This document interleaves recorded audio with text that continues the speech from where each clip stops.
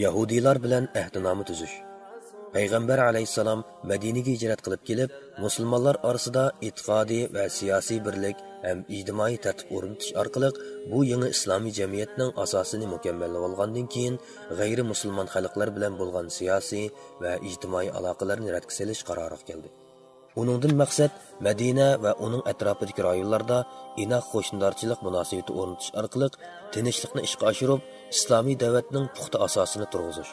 Shundaqla butkul insoniyat uchun bexatar, tinch, baxt saodatlik, illiq turmush muhiti yaratishdan iborat edi. Rasululloh bu haqda shundoq keng qursoq, shundoq yo'l qo'yish siyosatini yo'lga qo'ydiki, ig'ir ta'assubiyat va chekidan oshirib jazolash shuari bilan to'shib ketgan shu jahonda undoq dono siyosat hargiz topilmaydi. G'ayri musulmonlardan Madinaga eng yaqin joyda o'ltiraqlashganlar Yahudiylar edi. Gerçi ular musulmonlarga yo'shirun o'chpanlik saqlab yurayotgan bo'lsa-mu, lekin ulardan hozirgacha hech qanday qarshilik yoki amaliy dushmanlashish alomatlari ko'rinmadi. Shunga Rasululloh ular bilan diniy e'tiqod va mol-mulk ig'dorchilik jihatda mutlaq erkinlik berilgan mundaq bir kelishim imzoladi. Bu kelishim kamsitish, nohaqchilik va huquqidan mahrum qilish, besim ishiltish qatorliqlardan tamoman xoli bo'ldi. Bu kelishim musulmonlar orasida tuzilgan ahdnoma qatorida imzolanib yo'lga qo'yildi. Bu kelishim nomining moddalari tuvandikilar edi. 1. Bani Af Yahudiylari mu'min musulmonlar bilan butun bir gavda Yahudiylarning diniy e'tiqod erkinligi bo'ladi. Musulmonlar ularni kamsitmaydi. Ularning egi chaqilari va hayotining bexatarligiga cho'qim kafolatlantiriladi. Bani Af Yahudiylardan boshqa Yahudiylarmi mushu bo'yicha o'zining huquq va majburiyatlarini ado qiladi. 2. Yahudiylarmi, musulmonlarmi o'z kuchiga tayinib ish ko'radi. Alvan seliq qo'yilmaydi. 3. Mushu kelishimga qo'l qo'yuvchi taraflar bir-birining dushmanlariga o'rtaq qarshi turdi. 4.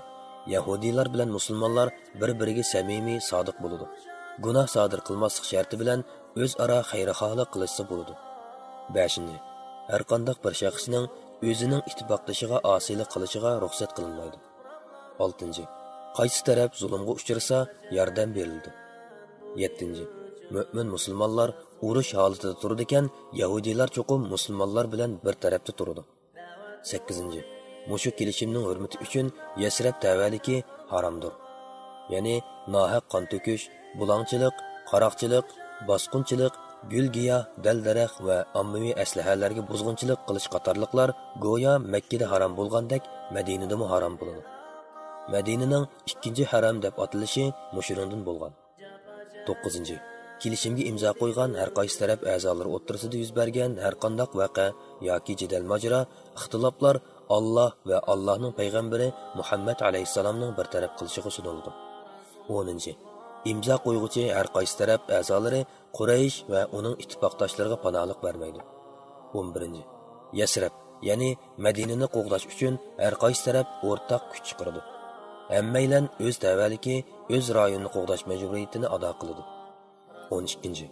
Kelishimnoma moddalari zolimning zulmidan yoki gunohkor osiyning bexastaligi tufaylidan amaldan qoldirilmaydi. Mana bu kelishimnomining imzolanishi bilan Madina va uning atrof rayonlari birlikka kelgan mustaqil bir davlatga aylandi. Madina shahri davlatning poytaxti.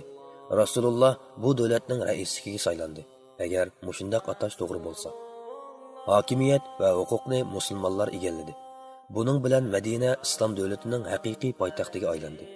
Keyincha rayonchiligi va bexatarlik doirasini kengaytirish uchun Rasululloh amaliy shart-sharoitga beqib, atrofdagi yana boshqa qabilalar bilanmi mushuninga o'xshash tinchlik va bexatarlik kelishimlarini imzoladi.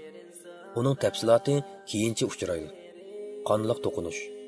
Hijratdan keyin Quraysh doiralarining musulmonlarga qarshi ig'vogarchilik urush qo'zg'aganligi va munofiq Abdullah ibn Ubay bilan yo'shirin aloqalashganligi.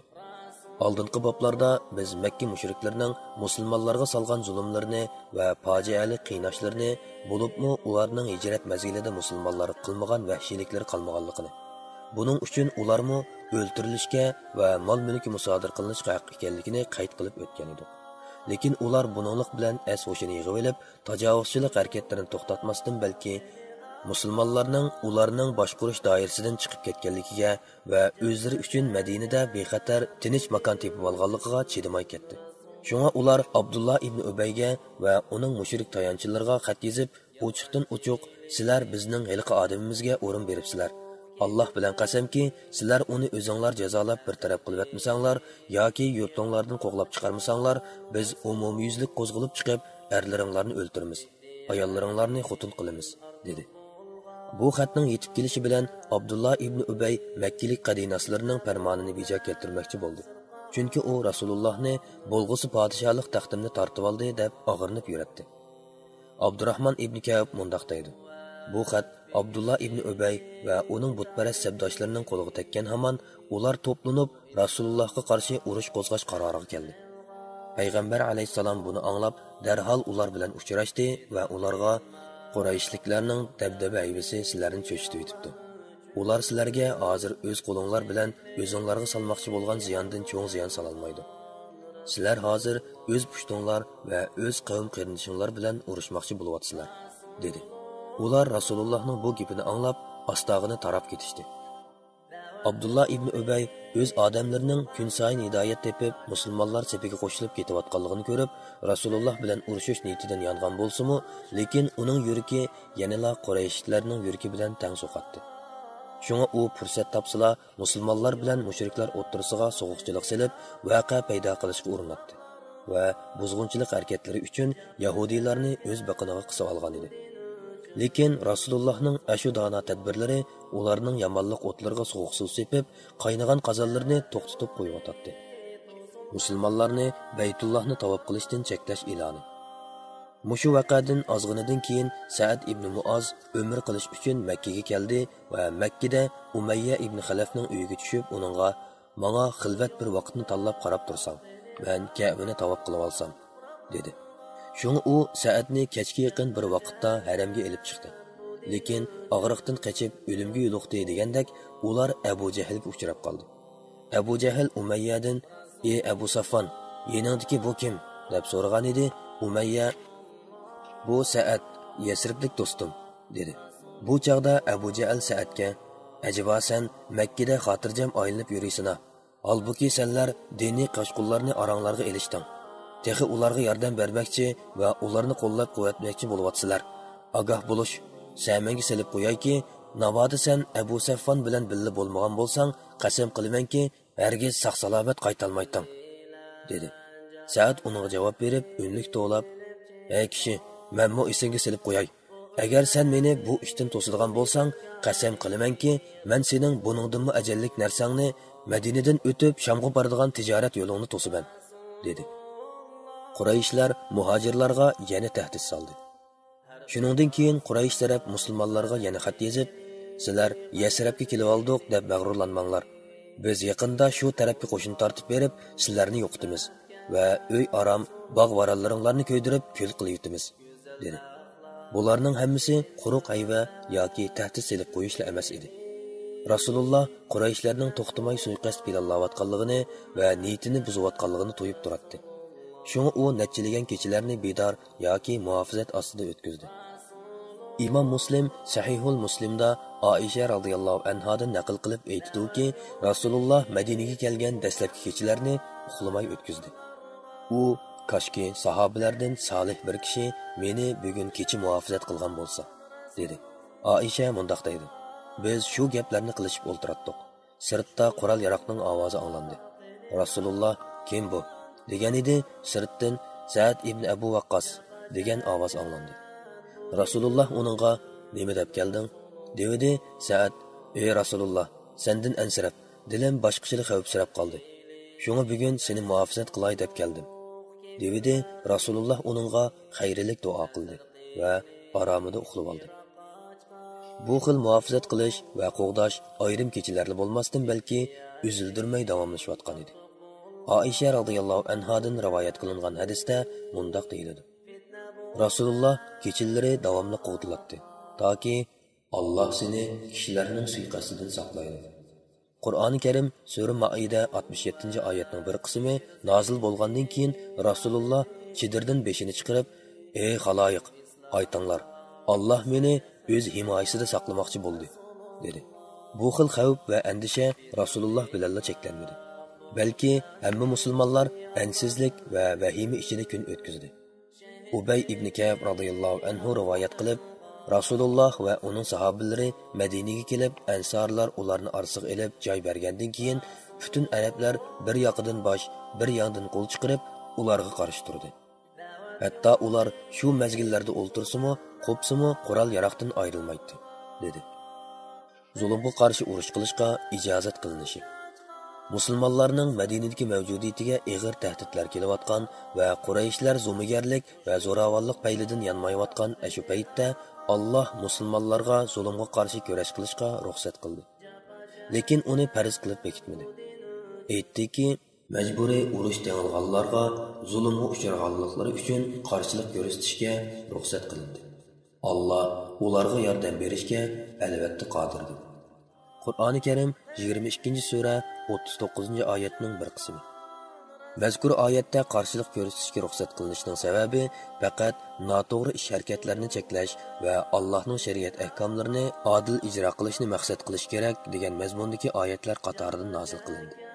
Alloh aytdiki, Allohning yordamiga erishishga haqli bo'lganlar shunday kishilarki, agar ularni yer yuzida ustunlikka ega qilsak, namozni ado qiladi, zakot beradi, yaxshi ishlarga buyuriydi, yomon ishlardan to'siydi. Qur'oni Karim 22-sura 41-oyat.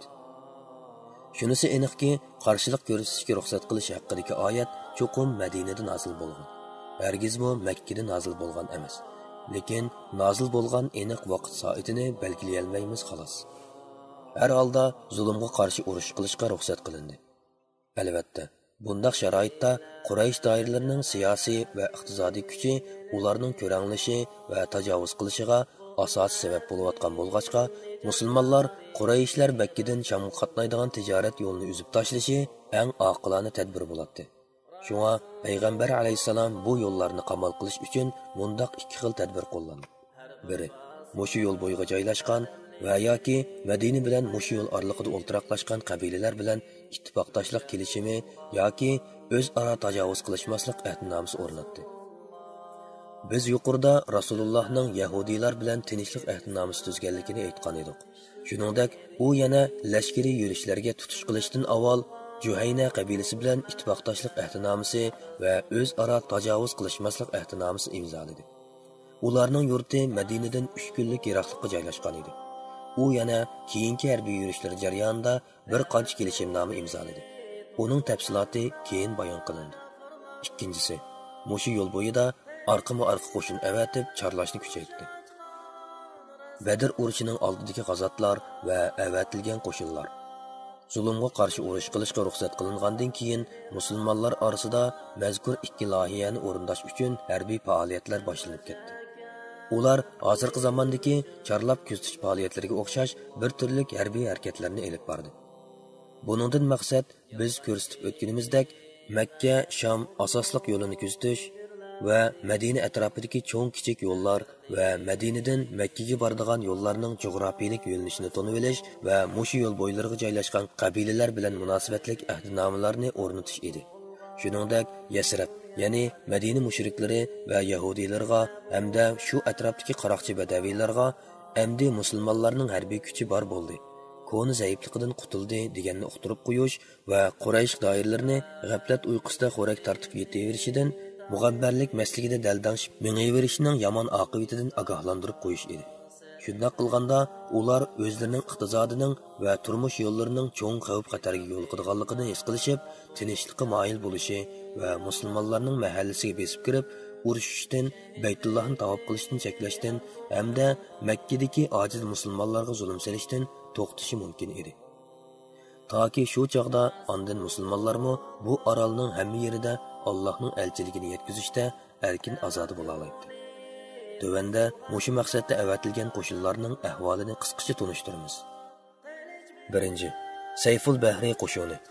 Hijriyaning 1-yili Ramazon oyida, milodiya 623-yili 4-oyda Rasululloh maxsus muhojirlardan tashkillangan 30 kishilik qo'shinga Hamza ibn Muttalibni amr qilib, Qurayshlarning Shamdan kelayotgan bir tijorat karvonini to'sishga avatdi.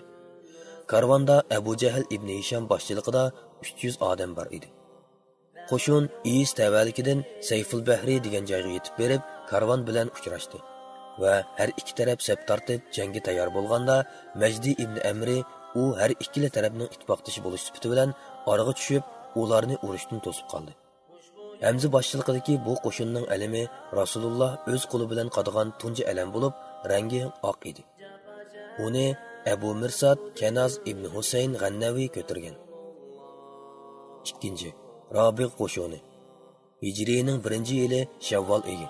Milodiya 623-yili 4-oyda Rasululloh Ubayda ibn Haris ibn Mutallibni muhojirlardan tashkillangan 60 kishilik otliq qo'shinga bosh qilib, Batni Rabiq degan joyga avatdi. Abu Ubayda Batni Rabiqda Abu Sufyan bilan uchrashdi. U 200 odam bilan birga edi. U ikki taraf yiroqdan kuch ko'rsatib, ancha-muncha o'q etishdi. Amaliy jang bo'lmadi. Bu qatimqi harakatda mushriklar qo'shinidan 2 kishi, ya'ni Miqdod ibn Amri Burhani bilan Utba ibn G'azvan Mazniylar musulmonlar sepiga qo'shilib oldi. Ular xeli burun musulmon bo'lgan bo'lib, bu qatim ular mushriklar bilan birga musulmonlar tarafga o'tib olish amalini izlab chiqqan edi.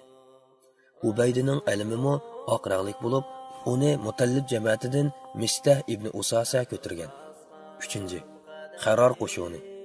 Hijriyaning 1-yili Zulqa'da, milodiya 623-yili 5-oyda Rasululloh Sa'id ibn Abu Waqqas boshchiligida 20 kishilik otliq qo'shinni Qurayshlarning bir karvonini to'sishga avatdi va Sa'idga Qarordan o'tib ketmaslikni alohida topildi.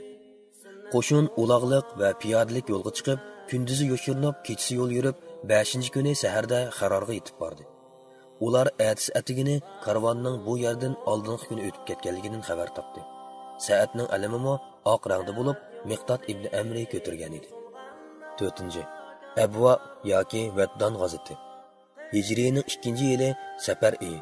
Milodiya 623-yili avgust oyida Rasululloh Madinada o'z o'rniga Sa'id ibn Ubadini qoldirib, maxsus muhojirlardan tashkillangan 70 kishilik qo'shin bilan Qurayshlarning bir karvonini to'sish uchun chiqdi.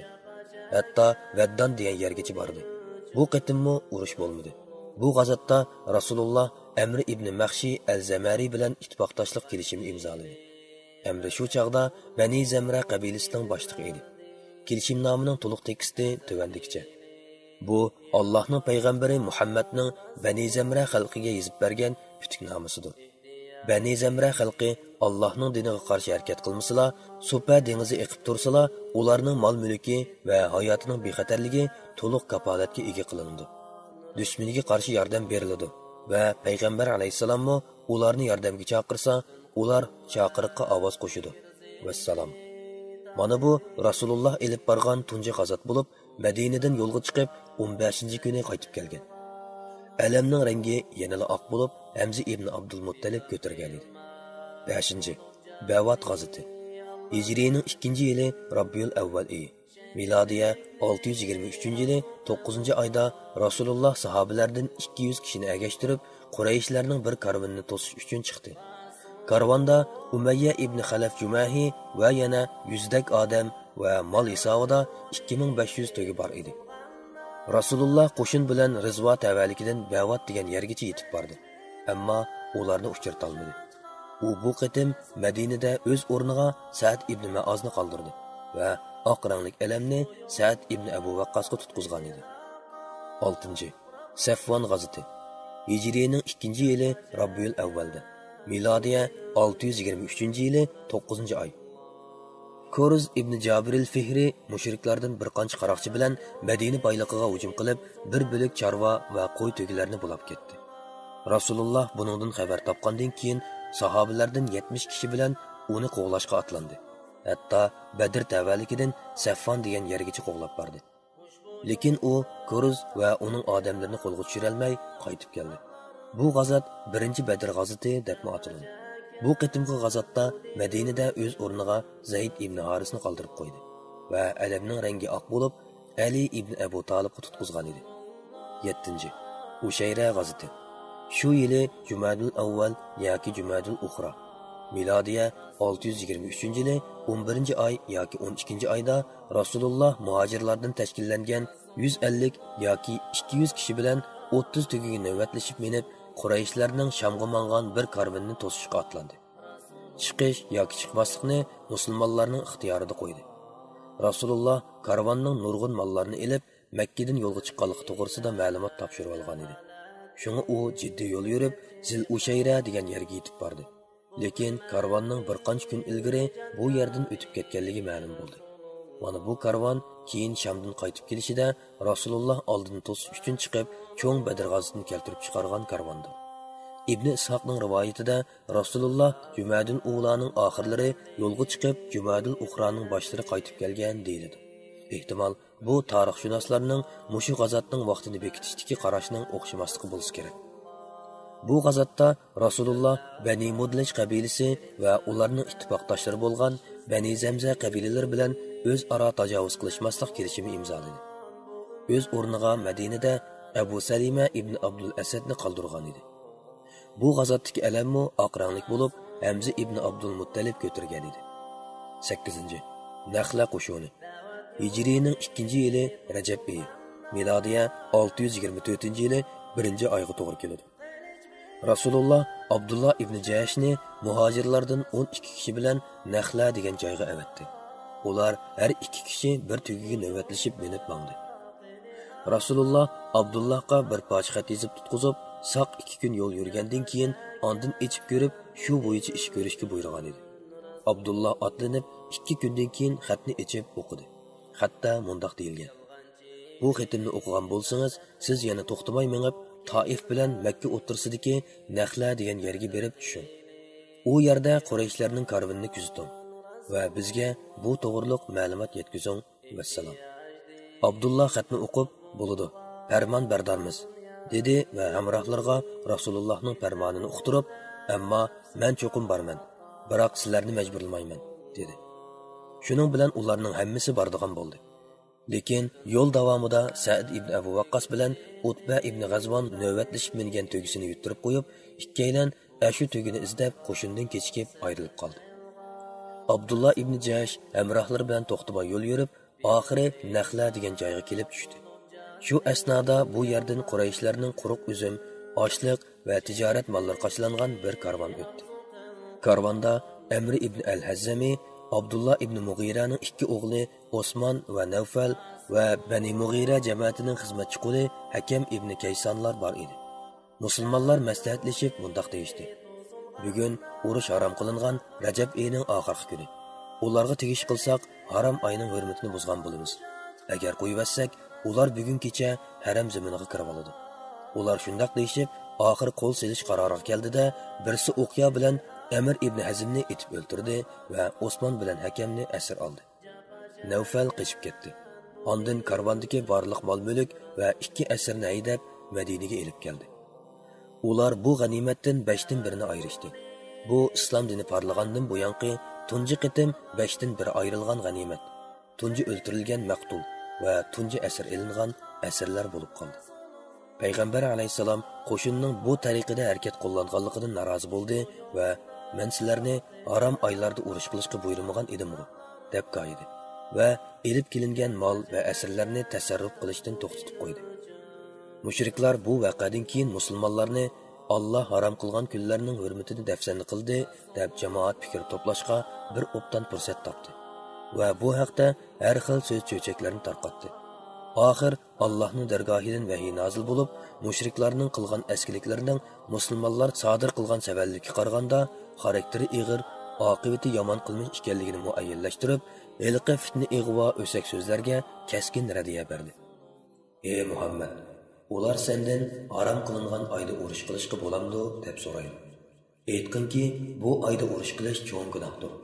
Allohning yo'lidan to'sish, Allohga kufrlik qilish, Masjidi Haromda ibodat qilishni to'sish va Masjidi Haromdagi aholini haydab chiqarish Allohning dargohida texmi cho'ng gunohdir. Fitna, ya'ni mu'minlarga ziyonkashlik qilish, odam o'ltirishdan qattiq gunohdir." Qur'oni Karim Sura Baqara 217-oyatning bir qismi. Bu oyat mushriklar islom qo'shinining harbiy istilo haqida tarqatgan har xil fitna fasod ig'volarining o'rinsiz ekanligini jakarladi. Chunki ashu muqaddas harom qilingan oylarning izzat hurmati mushriklarning islom diniga qarshi kurash qilishi va uning ahlini xohlagancha azoblab qiynashlari bilan allaqachon dafsanni qilinib bo'lgan edi.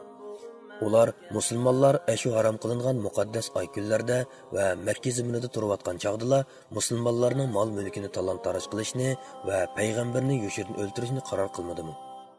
Bu haramning hurmatini dafsan qilganlik bo'lmaydimi?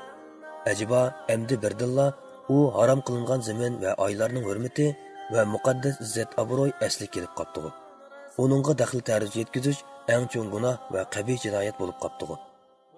Shak shubhisizki, mushriklarning hadab kuchab davron silayotgan halqi ig'volari to'limi bema'nilik va yuzsizlikdan o'zga ish emas edi.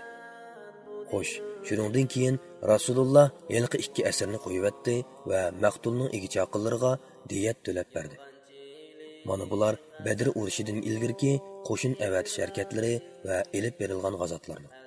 Hech qaysisida musulmonlar tarafidan Iroqdan haybi ko'rsatib ogohlantirish berishdan boshqa mushriklarning mollarini bulab musodir qilib olish va erlarni o'ltirib asir elish hodisasi sodir bo'lmadi. Nahli vaqasi bo'lsa, mushriklar Jabir ibn Fihri boshchiligida Madinaga hujum qilib, bulang-talang qilgandan keyin ondan shuningga qarta ozroq tekkizib qo'yish bo'ldi xolos. Demak, mushriklar ilgari keyin bo'lib nurg'un qabiy askiliklarni qilgandan sirt, yana bu qatim mushtni dastlab otgan bo'lg'achqa, shuningga qarta muvaffaq tadbir qo'llanmay bo'lmadi. Abdullah ibn Jahsh qo'shinida yuz bergan vaqadan keyin mushriklarning g'am andishisi amaliy xavfga aylandi. Ularning ko'z oldida cho'ng bir xatar ko'langisi planlashga boshladi. Va ular yuz berish ehtimolligidan qo'rqib turayotgan ish haqiqatan yuz berdi. Ular buningdan Madina tarafni uxlab yotmaganligini, ularning intayin sagaklik bilan o'zlarining harakat devishlarini to'yib turayotganligini va taxminan 300 kilometrda yergacha bostirib kelib, ularning odamlarini o'ltirib, mollarini musodir qilib, yana omon eson qaytib kelaligidek darajada jasoratga ega bo'lib qolganligini bilib olishdi. Va o'zlarining Sham bilan bo'ladigan savdo tijoratining davomli xavfga uchraydiganligini jazmlashtirib olishdi. Lekin ular mug'ambar mushtumzorlikdan hoshini yig'ib, tinch ittifoq va o'zaro e'tirof qilish asosida yo'l tutmadi. Balki texmadidan eshib, o'chmanlik va adovat o'tida to'lg'inishga boshladi. Hatto ularning katovash amaldorlari burun musulmonlarni o'z mahallasiga berib qirib tashlaymiz degan tahdid shuarini amdilikda amaliyotda o'rinlash qaroriga kelishdi. Mana bu ko'ranglik ularni oxiri Badrga so'rab chiqqan edi. Ammo Abdullah ibn Jahsh qo'shini vaqasidan keyin yana Hijriyaning 2-yili Ramazon oyida Alloh musulmonlarga jihad qilishni farz qilib bekitdi va mushu haqda ro'shan oyatlar nozil qilindi. Sizlarga urush ochgan odamlarga qarshi Alloh yo'lida jihad qilinglar.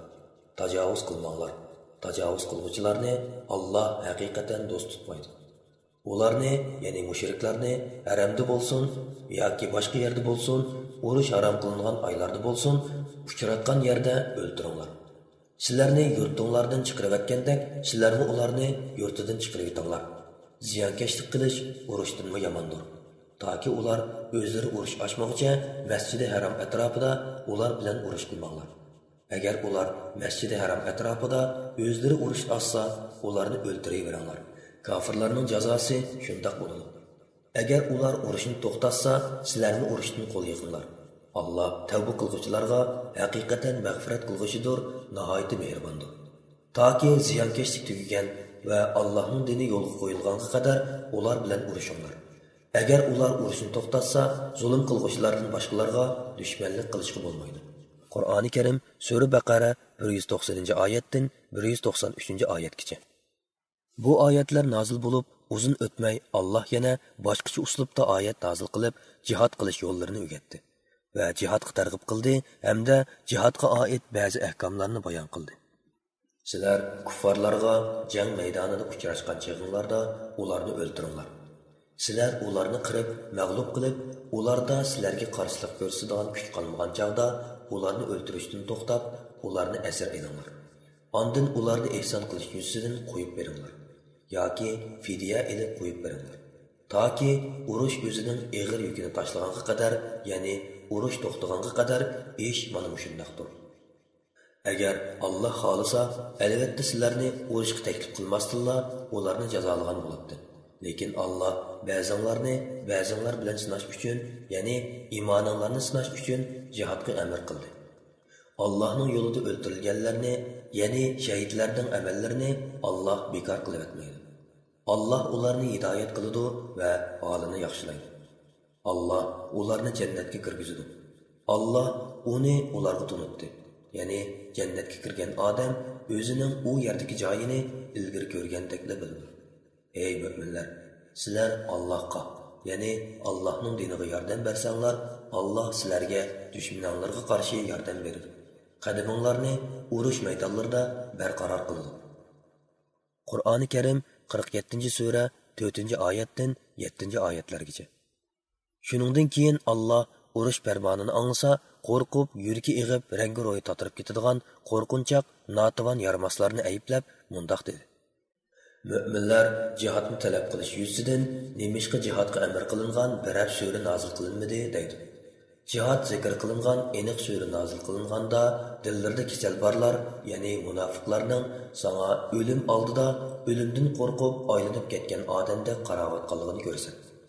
Ey Muhammad, ularning sana itoat qilishi va chiroyli so'z qilishi ular uchun albatta yaxshi edi. Urush qaror qilingan chaqda ular Allohga sodiq bo'lsa, albatta ular uchun yaxshi edi. Qur'oni Karim 47-sura 20 va 21-oyatlar. Jihadning farz qilinishi va uningga targ'ib qilish hamda jihad qilish uchun har taraflama tayyorlik ko'rishga farmon tushirish ayni chog'dagi vaziyatning jiddiy taqozosi edi. Navoda shu chog'da vaziyatni to'g'ri mo'ljallay oladigan odatdagi bir harbiy qo'mondan mas'ul bo'layotgan ish bo'lsa-mu, albatta qo'shinni darhol tartibga solib, yuz berish ehtimoli bo'lgan voqealarga qarata tezdan inkos qaytarish holatida turishga buyruq tushirar edi albatta. Mana hozir vaziyat haq bilan nohaq o'rtasidagi qonliq to'qinishni taqozo qilayotgan paytda hammani bilguchi buyuk Alloh subhanahu va taolo qandoqmi jihodga farmon tushirmay qolsin. Uning ustiga Abdullah ibn Jahsh qo'shini vaqasi mushriklarning hayvisini yerga urib, ularning zardisini qaynatayotgan va ularni futi ko'ygan to'qidak dard alam cho'g'larga dastib qo'ygan tursa. Zulmga qarshi urush qilish farmoni bayon qilingan oyatlarning jarayonidan qaraganda, qonliq urushlarning yuz berish ehtimoli nihoyat yaqin qolganligidan, nusrat va g'albining oxirgi hisobda musulmonlarga mansub bo'lganligidan darak beradi. Alayli Allah mushriklar musulmonlarni nadin qo'g'lab chiqargan bo'lsa, musulmonlarmi mushriklarni shu yerdan qo'g'lab chiqarishga buyruq tushiribdi. Va ularga g'olib qo'shinning asirlar haqida zarur bilishga tegishli ahkomlarni, shundoqla toki urush to'xtatilgan qadar rahimdillik qilmay, chepib o'ltirib, qattiq qo'l bo'lishning zarurligini ta'lim beribdi. Mana bularning hammasi oxirgi hisobda musulmonlarning hamon g'olib keladiganligining bishorati. Lekin buning yepiq holatda o'tirib qo'yilishi hamma odam Alloh yo'lida qo'ldan kelishicha kuch chiqarsin va tegishli jasoratni ko'rsatsin uchun edi. Dal mushu kunlarda, ya'ni Hijrining 2-yili Sha'bon oyida, milodiya 624-yili 2-oylarda Alloh Masjidun Nabaviyning qiblasini Baytul Muqaddas tarafdan Masjidi Harom tarafga o'zgartirishga buyurdi. Natijada musulmonlar sepiga malmonchilik va parokandsizlik silish maqsadida so'qinib kirib olgan imoni ojizlar va Yahudi munofiqlar musulmonlar sepidan ayrilib asl nasliga qaytdi. Buning bilan musulmonlarning harbiy saflari nurg'unlagan aldamchi xiyonatkor kushandildan tozalandi. Qiblaning o'zgartilishi musulmonlar toki mushu yangi qiblani ishg'ol qilganga qadar davomlashadigan yangi bir davr bosqichining boshlanganligidan darak beradi. Alayli bir qavmning qiblasi dushmanlarining qo'lida qolsa, uning kufri changildan qutuldirmaslik shu qavm uchun o'chmas orzumiz emasmi? Uni hamon bir kuni qutuldirmay bo'lammi? Mana bu bishorat va ishoratlar va amr farman buyruqlarning turtkisida musulmonlarning aktivchanligi oshdi va Alloh yo'lida jihad qilish va hal qilg'uch janglarda dushman bilan tig'mu-tig' elishish qizg'inligi texmi kuchaydi. Da'vat yo'li to'silganda kafirlarga qilich bilan urush ochgan Rasululloh. Ushbu yo'lda qini haqqan tuproqlarga japa chekkan bu din uchun